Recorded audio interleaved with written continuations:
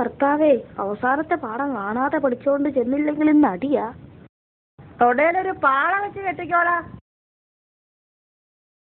പുസ്തകമൊക്കെ സർക്കാർ സർവീസ് പോലെ ആയല്ലോടാ. എന്നാ പറയാനാ, എല്ലാം കുത്തഴിഞ്ഞു. അവസാനത്തെ പാഠം ഇല്ല, കീറിപ്പോയി. ഞൊട്ട്. പുസ്തകം ദേവൻ തമ്പുരാനെ പോലെയായി.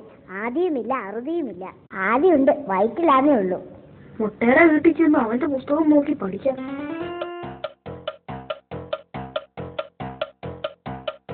അവന്റെ പുസ്തകത്തിന്റെ അവസാനത്തെ പുറം കീറിപ്പോയിട്ട് അവൻ ശശിയുടെ വീട്ടിൽ പോയിരിക്കുക. അവിടെ ചെന്ന് 4 പേർക്ക് കൂടെ ഒന്നിച്ചിരുന്ന് പഠിക്കാം.